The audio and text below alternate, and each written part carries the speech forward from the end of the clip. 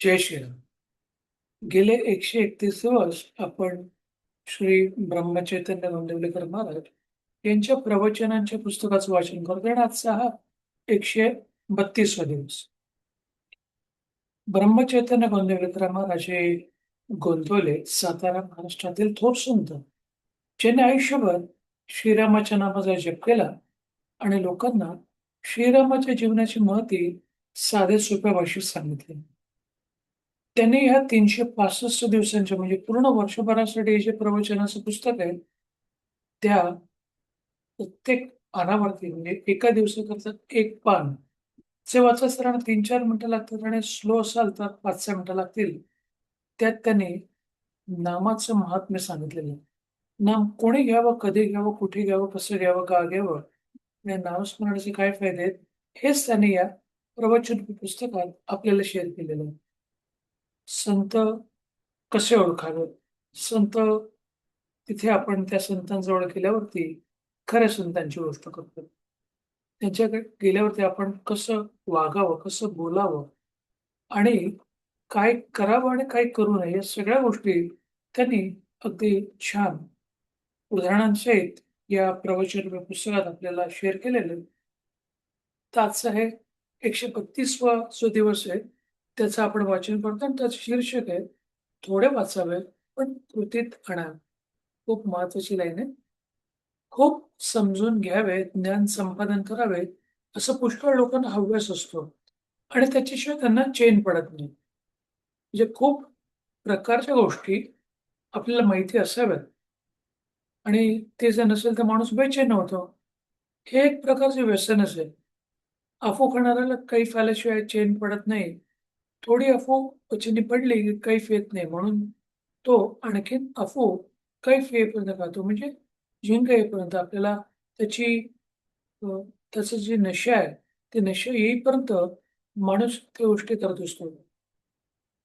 असे होता-होता अधिकाधिक अफू पचनी पडत जाते आणि शेवटी इतकी अफू खाण्याची वेळ येते की त्यातच त्याचा अंत होतो. ज्ञान संपादनाच्या हवेचे असेच आहे.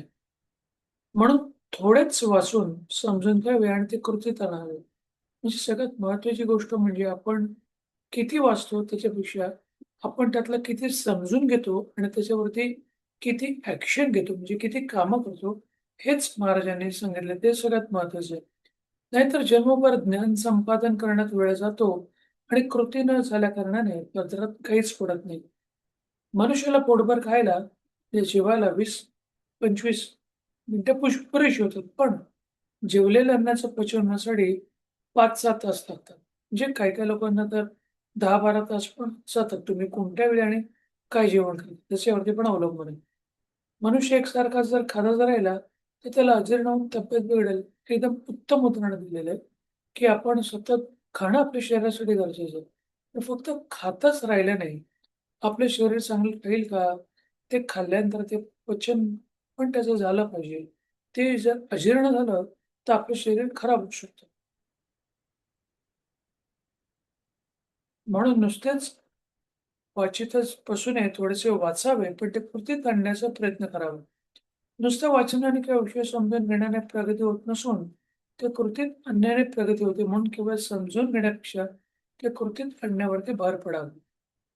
आपले आकुंचित मन विशाल करणे, पण स्वार्थी आहोत, ते निस्वार्थ बनणे, हेच खऱ्या वेदांताचं मर्म आहे. म्हणजे स्वार्थ हा असा आपण इतका स्वार्थ लोकं करतात, की मी सोडून बाकी कोणीच नाही. मी किंवा माझी फॅमिली सोडून कोणीच नाही. म्हणजे आपण करता-करता स्वतःचं करता-करता दुसऱ्यांचं देखील भलं झालं पाहिजे, ह्याचा विचार ठेवला पाहिजे.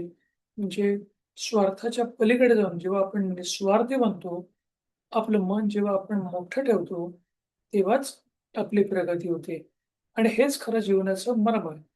नुसत्या विचारांनी तत्वज्ञान निश्चित होणार नाही. त्यासाठी साधना करायला पाहिजे. जग सुधारायच्या नादी लागू नका. स्वतःला सुधारा, की त्या मानाने जग सुधारेलच. आपण सुधारलो नाही, तर मग जग सुधारले नाहीच. मुळात आपण सगळ्यांना असंच वाटतं, की मी सोडून बाकीच्या बऱ्याच लोकांच्या चुका आहेत.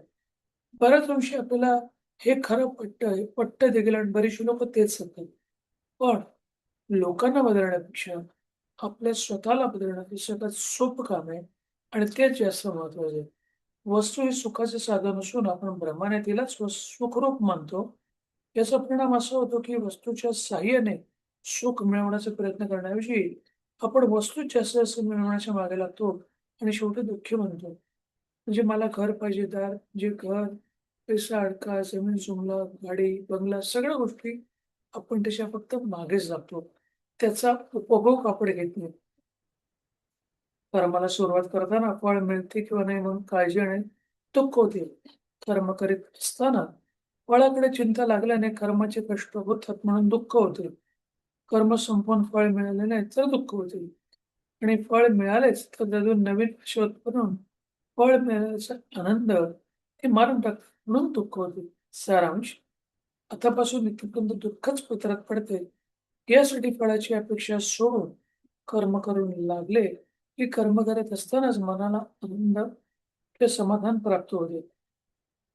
म्हणून परमार्थामध्ये रोकडा व्यवहार सुधारायचा नाही असं सर्व संतांचे सांगणे. म्हणजे आपण कर्म करत राहणं आपल्या हातात आहे. त्या कर्माच्या फळाची अपेक्षा आपण ठेवू नये. कर्माचं फळ जे मिळणार असेल ते मिळणारच. पण त्या कर्माच्या फळाच्या आशेने फक्त आपण कर्म करत राहिलो, तर आपल्याला कदाचित दुःख येण्याची जास्त शक्यता असेल. हेच सगळ्या संतांनी सांगितलेलं. शेवटचं वाक्य, अधिक वाचू नका. जे काही थोडे वाचाल, त्याचं मनन करा आणि ते कृतीत आणा. ते कृतीत आणणं सगळ्यात जास्त महत्त्वाचं आहे. हेच आपण या 132व्या प्रवचनाच्या माध्यमातून शिकूयात. आपण 11व्या श्रीरामाच्या नावाचा जपूया. श्रीराम श्रीराम श्रीराम श्रीराम श्रीराम श्रीराम श्रीराम श्रीराम श्रीराम श्रीराम श्रीराम श्रीराम श्रीराम. धन्यवाद. हे 132व्या दिवसाचं जे प्रवचनाचं वाचन केलं, त्याचं तुम्ही श्रवण केल्याबद्दल तुमचे धन्यवाद. तुमच्याबरोबर दिवस असाच आनंदाचा, सुखाचा आणि आरोग्यपूर्ण जावो, हीच त्या श्रीरामचरण इच्छा व्यक्त करून आणि थांबवतो. जय श्रीराम, जय श्रीराम, जय श्रीराम, जय श्रीराम, जय श्रीराम.